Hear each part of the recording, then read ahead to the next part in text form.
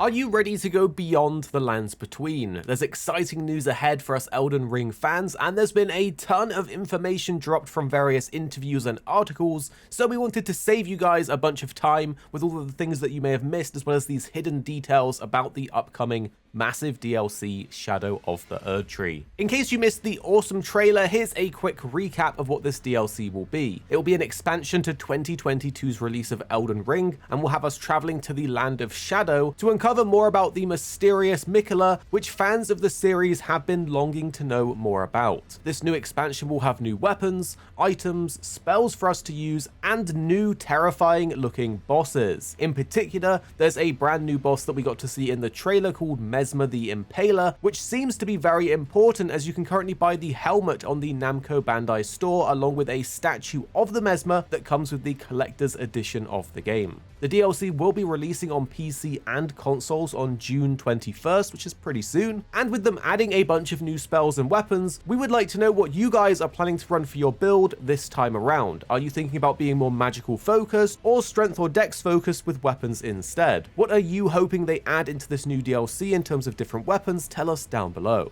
This actually leads us into our first bit of information from the interviews. In an interview with Eurogamer, in which FromSoft's boss Hidetaka Miyazaki told them that they will be introducing 8 new weapon categories to account for the brand new weapon types that will be present in Shadow of the Erdtree. In the trailer, we haven't seen too many of these new weapons, but we did get to see a couple, including this new magical looking sword, as well as a rapid firing crossbow. Miyazaki actually expanded on the different types of weapons that we can expect when talking to Famitsu, and they said that the new weapons will resemble classic real-world weapons, saying, first of all, we have a direction that is relatively close to the classics, such as a large Japanese sword, the large sword, and the Gear Tekken. We also have a direction that is more distinctive and highly novel. For example, it might be a fighting game inspired by a monk, or something like a dueling shield that combines offense and defense. There are also throwing daggers where all attacks are thrown. He says he thinks that even those who have already used the weapon types in the main story will hopefully find this refreshing and enjoyable. During the interview, Miyazaki also gave information on how many bosses we can expect in the DLC. He said that players can expect over 10 new boss fights, and when talking about the bosses, one of the more interesting bosses in the trailer was the massive, weird-looking flaming cage, and when Miyazaki was talking to IGN, he gave more details about what exactly this boss is. He said, okay, so this giant basket of flame, as you so eloquently put it, was a terrible weapon used in a war that occurred in the Land of Shadow. So without saying too much, we can't give away the name officially yet, but it is a very gruesome weapon that is being used. And the kindling that you see is actually the remains of bodies that were put there to burn, so there's that friendly fellow. We know that FromSoft are always coming up with pretty crazy bosses, and since we only just got over that big boss fight against the flaming giant in the base game, this new giant flaming cage is definitely going to be interesting. Something that we have been intrigued about since the reveal of the Land of the Shadow is how you will access it and how big it will actually be. Well, thankfully, some of these questions are actually answered, as Miyazaki has said when asked about Miquella and the egg that he has been residing in since before the events of the base game. He says, yes, the cocoon and arm you saw in the beginning of the trailer, this is actually the point of entry to the Land of Shadow, where players will then enter the DLC area. And this does have some relation to Miquella, as he says that Miquella has traveled to the Land of Shadow. He does have some motive and objectives there, which we won't give too much away on now. But essentially, we as the player will be following these footsteps in the same way that we followed the blessing from the grace at the different sites of grace in the land between. So we'll be following in Miquella's footsteps, and this will guide us throughout the Land of Shadow and eventually reveal the motive to us. And just in case you forgot about Miquella, it is the child of Queen Marika and sibling to the fan favorite boss character Melania. He's basically been trapped in a cocoon by one of the god bosses that we fought in the base game called Mohg, the Lord of Blood, which you should be very familiar with if you were rune farming in that base game,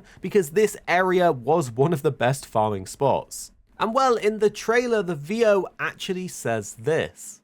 Come now, touch the withered arm and travel to the realm of shadow. I will not be far behind. May we meet again. So we're going to need to go there and touch the creepy hand of Miquella to get access to the Land of Shadows, which will then follow a similar flow to the Sites of Grace from the base game. As for the actual size of the Land of Shadow, basically this DLC, we didn't think we would get an answer to this so quickly, but after the reveal, Miyazaki told IGN that it will be around the size of Limgrave from the base game, but here is exactly what he said so you can get a better feel for it, as it looks like it will probably be better or incorporate other areas as well. As he does say, it's hard to answer without giving too much away and to a high degree of accuracy, but I think in terms of scale or size, it is probably comparable, if not larger, than the area of Limgrave from the base game. So with 8 new weapon categories and a new play space around the size of Limgrave, it sounds like we are in for some epic times. A few people did already speculate that if there was a DLC, it could take place in a different time setting, as FromSoft does love to set their DLCs in the future or past, and we know that the DLC will focus on not just Miquella, but also tell us about the Queen Marika's past. When talking to Famitsu, Miyazaki said, "No, the timeline will be the same as the main story. It is not set in the distant past or future." He says, "I think the past of the Land of Shadows and Queen Marika will be told in the same way as the history of the Shattered War in the main story." So this is pretty interesting that they're going about it in a similar way to the base game.